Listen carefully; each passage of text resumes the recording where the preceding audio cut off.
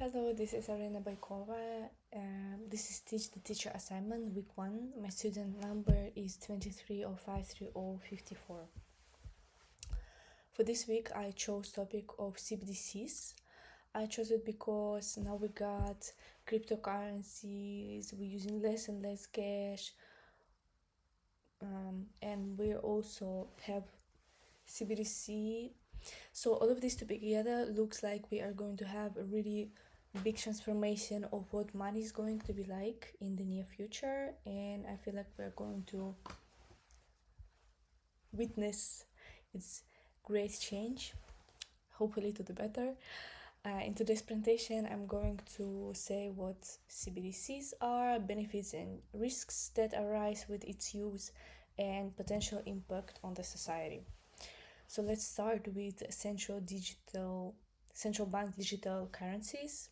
So it is not the same as cryptocurrencies, stable coins, or not even the same as digital money that you have on your bank app, because this number that is reflecting on your commercial banking app is not actually how much you have, but it is how much the bank owns you.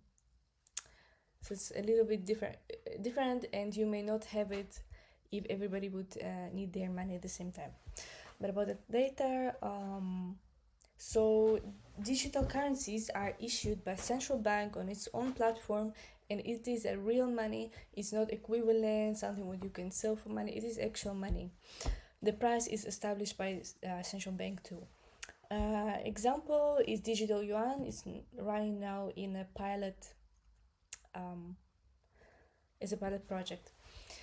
So why countries are exploring central bank digital currencies?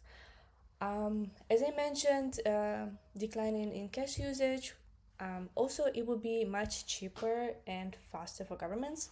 Now, governments are dependent for international transactions from SWIFT, which is expensive, it works slowly, it's closed on weekends, and lately, because of political situation, their trust to SWIFT and dollar in general decreased.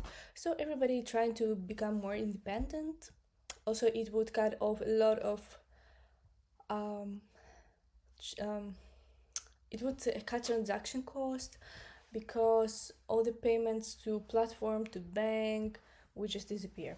It would be a transaction without intermediary, but to a centralized system, in a centralized system.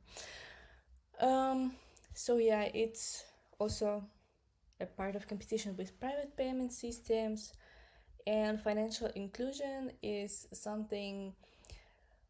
It's a thing that, for example, some people, they cannot have banking app, but they could have CBDC account, or this may work without internet connection, for example. So anywhere, anytime, literally.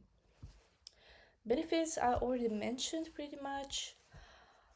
Yeah, maybe faster distribution of governmental aid wasn't mentioned. Everything else is I mentioned already. Now let's talk about risks. So privacy concerns, potential government overreach. People are scared of Big Brother watching them. This is a legitimate fear, because the digital money can be potentially programmed for what they can be spent for. For example, government issues 100,000 for road reparation, and the receiver could not physically spend it on anything else, as well as parents giving pocket money for their children could program it not to be spendable on games or fast food. But people are scared that government may overuse this power potentially in the future. Also, government may collect too much data about personal spendings, which is also not a good thing, not something what people would like a lot.